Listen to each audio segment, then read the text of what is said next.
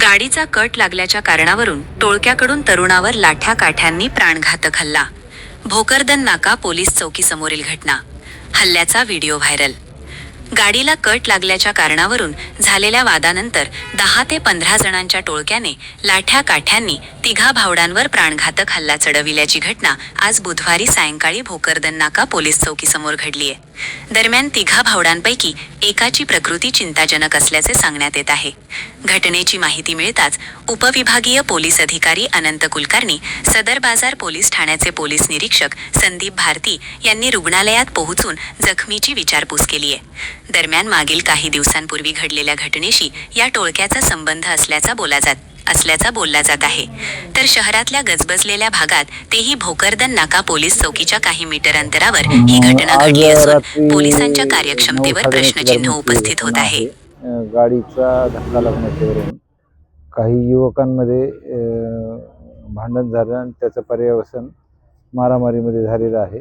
एक जखमी यांना प्रथमतः घाटी रुग्णालयात नेण्यात आलेलं होतं. तिथं प्राथमिक उपचार करून त्यांना नवजीवन हॉस्पिटलला शिफ्ट केलेले आहे. त्यांच्यावर उपचार चालू आहेत आणि अन्य एका गटातल्या काही युवकांना पण मार लागल्याची माहिती आहे.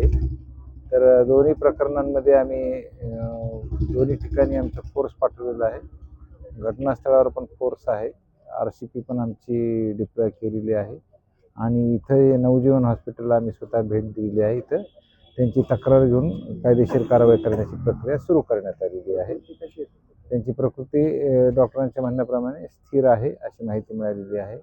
उपचार सुरू आहेत त्यांच्यावर. सध्या तरी इथे एक जखमी आहे आणि त्यांच्याबरोबर महिला होत्या, त्यांना पण मार लागलेला आहे अशी माहिती आहे. त्यांच्याबरोबर त्यांचे एक भाऊ होते, त्यांनाही मार लागलेला आहे अशी माहिती आहे. आणि समोरच्या गटामधील एक जणाला जास्त मार आहे आणि एक व्यक्ती आहेत त्यांना किरकोळ मार आहे अशी माहिती मिळते. अगदी प्राथमिक स्वरूपाची माहिती आहे. अजून सविस्तर माहिती घेऊन आम्ही दोन्ही ठिकाणी जात आहोत. या ठिकाणी तर पोहोचलो आहेत. गुन्हा दाखल करण्याची प्रक्रिया पण सुरू आहे. दुसऱ्या ठिकाणी पण आम्ही टीम पाठवलेली आहे.